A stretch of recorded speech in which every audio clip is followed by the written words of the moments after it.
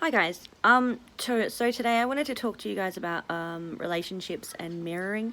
Um, so I've been thinking about something in the last few days. Had a few conversations around it, and I guess I wanted to start out with something that my mum said to me when I was having trouble meeting people when I was younger and stuff like that in dating. And I said, why do I keep meeting jerks and stuff like that? And she said, well, often we meet, who we are in that time and place. And I was like, are you saying I'm a jerk? And I mean, it was kind of priceless because she was giving me some really important information, but she was also paying me out at the same time. Any mother should be wanting their child to do better. So I thought it was pretty funny and very valuable advice. But this is the same for any kind of relationship. People will show you what you show them. And if they don't, which can happen, you may very well have to try and come up with a problem-solving strategy to deal with that hostile person or situation or organization. But as long as you're firm in your belief that you're acting appropriately, then it's not going to affect you. And at the end of the day, we want the least effect on ourselves. So I look at it like this. If you show your child, how to be empathetic towards other people, if you're honest and truthful and all of those types of things, we all know what wonderful things we want in our children or in our relationships in general life. Are they more likely to show that back? Yes. Are they more likely to get into relationships in older life where they actually desire those things? Yes. So mirroring is really important. Mirroring is about posture. It's about tone. I mean, if you're shouting at your child's probably going to shout back. If you're swearing, your child's probably going to swear back. I mean, same in arguments with relationships and people in a general sense. If you come at them saying, you did this, they're probably going to say, well, you did this. It's just a standard attack, or attack defense model. And I guess I've tried my very hardest to understand as well. Sometimes the reason that we attack with parenting especially is because we're not actually in the moment, in that very moment. We're thinking about this behavior is going to affect them in the future. And so we get angry. And I sit there sometimes and I think, I can't let this slide. I've got to have a go at her. I've got to discipline her, because what if she doesn't learn that lesson and then she's a terrible human being later on? And I mean, it's just such an extreme thought.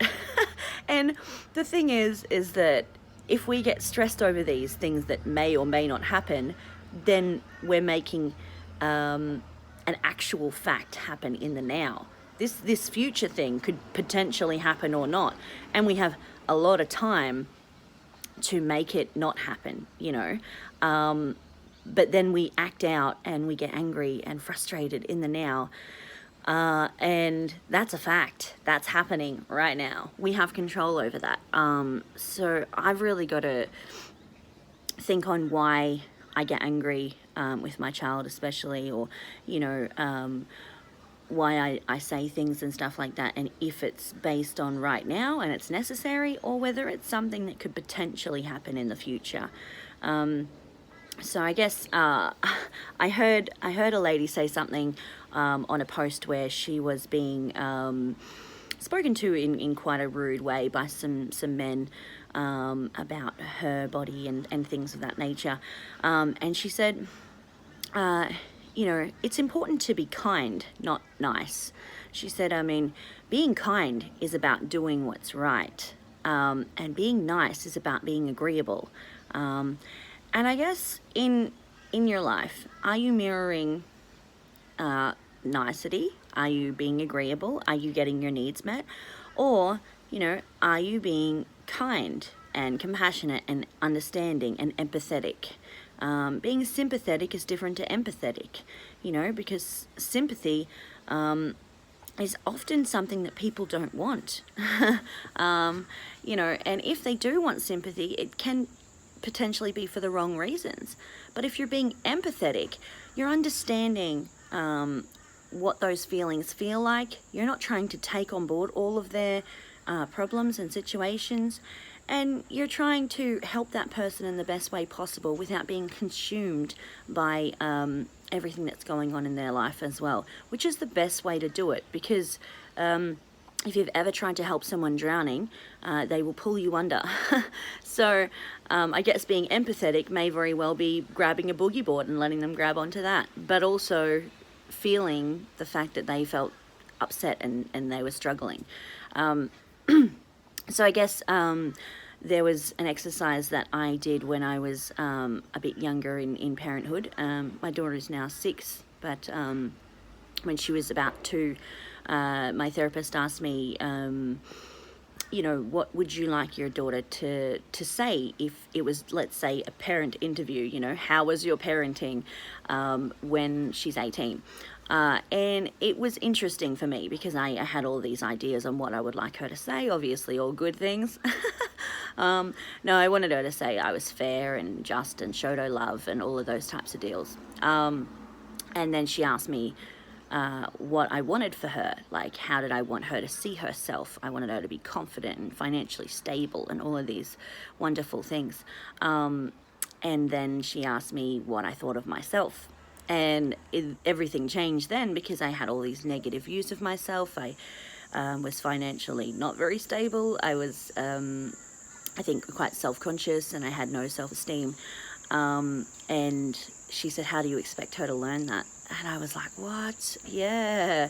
And I realized that when we're coming at life with fears and insecurities and, even, I guess, resentment and anger and those types of things, we're not going to get a loving, kind, generous person in return, and whether that be in any relationship that you have. So I guess I want to teach my daughter the best values. And she asked me, Mum, about love. She said, what is it, kind of thing. And I said to her, sweetheart, love is an action. It's not a feeling.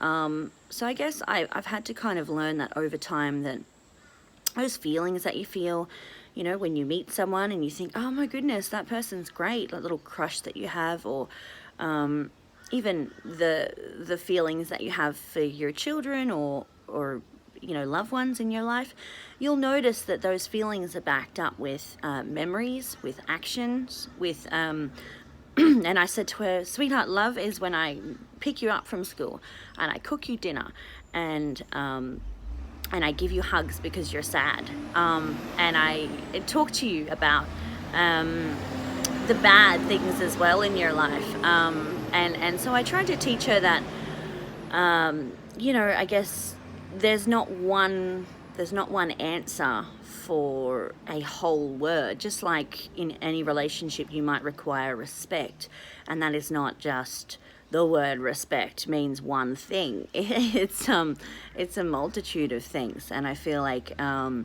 if we can dive into the relationships we have in our life and realize maybe what we're doing wrong, or maybe how they're affecting us, then we have more control over how we behave and how things affect us. And at the end of the day, we can't change anybody else, but we can change how we behave, and we can focus on growing and learning how to be better people, and mirroring, respect and compassion. And if you don't know how to provide respect to that person, ask them. Ask them. Or be curious with yourself and ask yourself and say, okay, how do I like to be respected? Because if you say to someone, how do you like to be respected? Sometimes they don't know either. So it's a big blanket question. So I sometimes break it down. Like I might say, hey, I like to be respected by not being interrupted. Is that something that you like? And I know that that's quite specific, and they might think that you're attacking them, saying they interrupt you. They might think that. But you could start with, I'm not saying you do this, but I'm really trying to get to know you better. So, you know, is that something that you like or don't like? And can you think of any other specifics? Because sometimes when you share a specific, somebody else shares a specific as well, because it's like it triggers that closer sharing or more in-depth sharing. Anyway, guys, I just wanted to share that because I was thinking of it and I thought it might be a good video. And if you can think of anything that, you know, would help you in a behavior change or would help your life and situation, more than happy to talk to you about it and help you with a strategy on getting that desired outcome, because we all want to feel loved and heard and supported. And if we're not having that in our relationship, sometimes we need to figure out whether we're being too agreeable or whether maybe we're being too aggressive. I know I have been in the past, especially, and I'm still working on that. And I think that that's all we can do. All right, thanks guys. Bye.